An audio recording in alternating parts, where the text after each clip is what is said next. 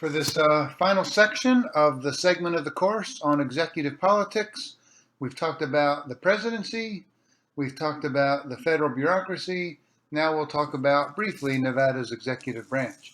And in doing so, we will be making comparisons and contrasts with the federal executive branch.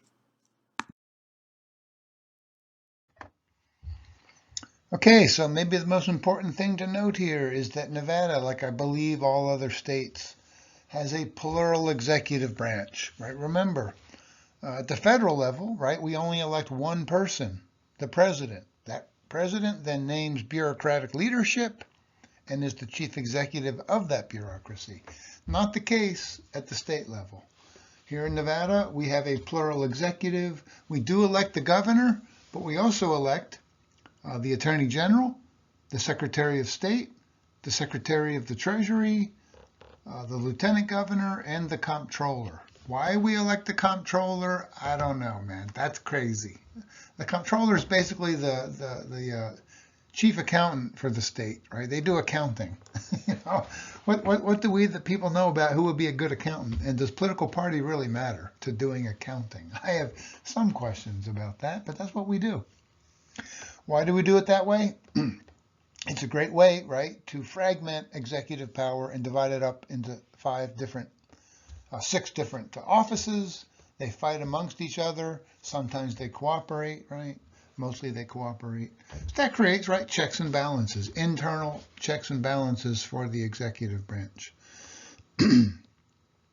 There can be conflict between executive officers. That's not necessarily a bad thing, right? Conflict can be productive. Typically, you get that. And look, the primary offices here statewide are the governor, obviously, and the attorney general. Those are the two most powerful statewide offices by far.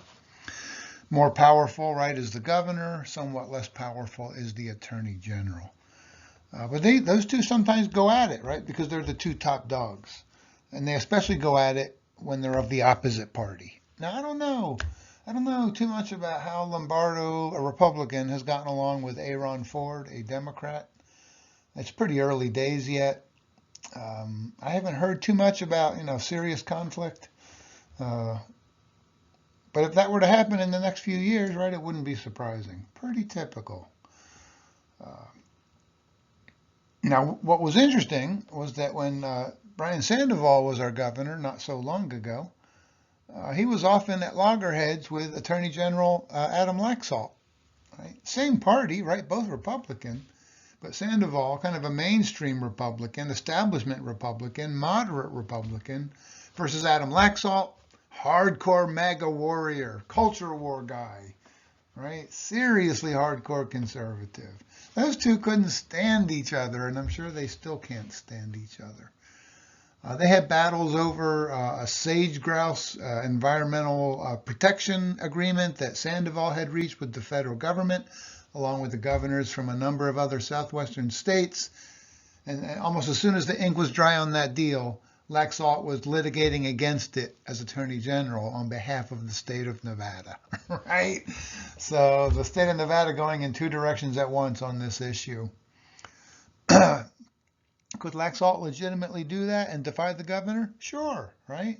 Because Laxalt's argument is, I don't serve at the pleasure of the governor. I serve at the pleasure of the people of Nevada.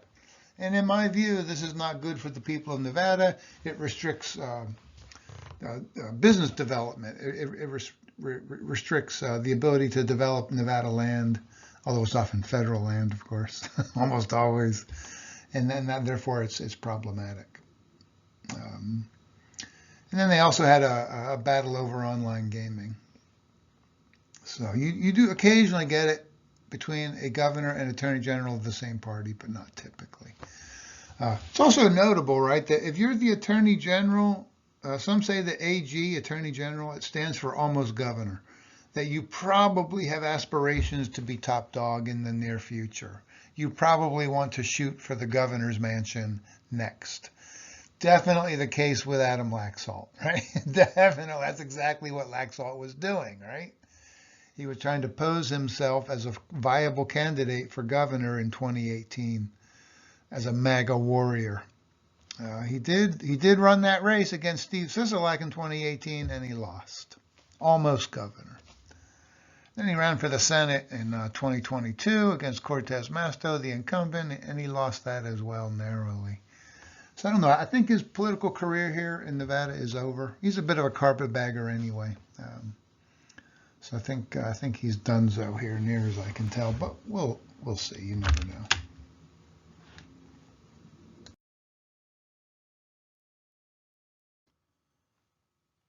All right, let's bring it up to date.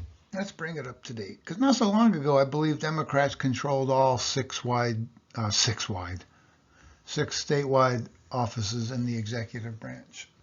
That changed in 2022. Of course, right, Republicans took the top spot. Lombardo won the governorship against Steve Sisolak, who was running for re-election and failed for the Democrats. A Republican also won the lieutenant governor's office. I don't know that that's a very important office. You're basically waiting in the wings in case the governor is maybe impeached. I don't think that's ever happened here. Or maybe the governor dies or becomes incapacitated. So not a particularly important office, but the Republicans did pick that up. The Democrats did win the attorney general race. Aaron Ford got reelected. Zach Conine got reelected as state treasurer. And golly, I think it's Aguilar got elected as secretary of state against Jim Marchant. Aguilar was the Democrat. That's actually an important office because you run Nevada's elections, among other things. And there was a concern even among some Republicans that Marchant was not a good candidate for Secretary of State. He buys into election conspiracy theories that are not grounded in actual facts or data. He's a MAGA warrior, hardcore. You know, Trump won in 2020. He got robbed. So he's a fantasist. And some thought, even Republicans thought, he would have been a dangerous Secretary of State. So Aguilar wins that. He'll be a more standard and professional Secretary of State for the Democrats. So right between the two parties in 2022, you do get a 50-50 split. 3 Republicans in statewide office, 3 Democrats.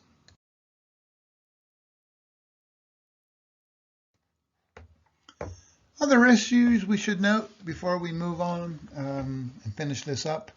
One is the governor and the other statewide offices are bound by term limits. You can serve a maximum of 2 4-full-year terms. 8 years max, I believe, is the max there. Sometimes it gets tricky, and I don't think it's ever happened here, but you know, if the governor were to die, God forbid, and you become lieutenant governor for the last year or 2 of that term, could you run for re-election twice more? I'm not entirely sure. It's one of those thorny, kind of weedy questions. Hopefully we'll never find out. But generally, 2 terms, 4 years each, 8 years total. Impeachment of the governor or any statewide office requires 2/3 from both houses. I don't believe we've ever impeached a governor here in Nevada. And again, hopefully that won't ever happen. There won't be the need for it. The governor, and I think we talked about this, does not have a line item veto when it comes to the state budget. I would argue that that's a good thing. The governor already has plenty of power when it comes to negotiating the state budget, right? They're the ones who propose the budget initially. The legislature responds and they come to a compromise deal. The last thing the governor needs is additional power over the budget. But in almost all states, the governor has exactly that power. I saw the governor of Wisconsin recently, a Democrat, engaged in some super creative line item vetoes to reshape the state budget. I don't like to see that. That gets a little sketchy. We don't have that problem here in Nevada. The governor also has the unilateral power to name top state officials, basically the state bureaucracy, unlike at the federal level, right, where the president can nominate people to serve in leadership in the bureaucracy, but they need advice and consent from the Senate. Not the case at the state level. Here in Nevada, the governor names these top-level bureaucrats unilaterally. Like the Gaming Control Board, the Gaming Commission, the Public Utilities Commission, and lots of other state bureaucratic leadership jobs, all done by the governor unilaterally. The governor is one of 9 people who serve on a pardon board. I was today years old when I found out that it is the 7 members of the Supreme Court, the Attorney General, and the governor.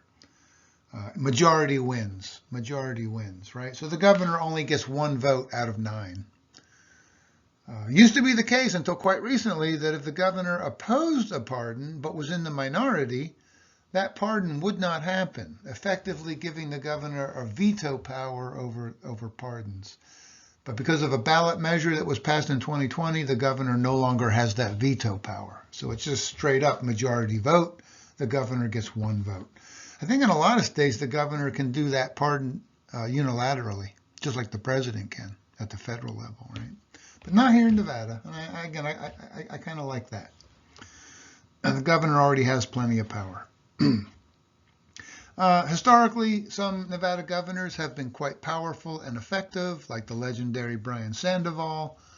Others, like Jim Gibbons, have been very weak because they were not very competent and were not seen as credible. So that can vary quite a bit depending on the skill set of the governor. Governor Lombardo vetoed 75 bills in 2023. I think we talked about that earlier in the summer. That's a lot. That's a new record. Woohoo! I don't know if that's a good thing or a bad thing. As a political scientist, I would just say it's a thing. Empirically, it's a thing. Pretty interesting. I think a few of those ended up passing as parts of other bills later on, but only a few. And I don't think any of them were overridden. That's too hard to do, right? 2/3 in both chambers. Good luck with that. So, Lombardo has asserted his legitimate powers to veto legislation. Also worth noting, he also signed more than 500 bills into law. I think it was 536 in 2023. And he called, 2 special sessions. We've talked about that. I think, and he called them right after the initial biennial session was over in, I believe, the month of June. He called them consecutively right away, so they didn't have to leave Carson City. I think one of them was to pass an important budget bill that hadn't been passed in the regular session, got that done. And then the other one, of course, was to come up with an incentives package to lower the Oakland A's here as a major league professional baseball franchise. That also got done, although as I think I've noted, it's not a sure thing that the A's are coming here. There's some other hurdles to overcome, we'll see, but the legislature and the governor have done what they need to do to make that happen.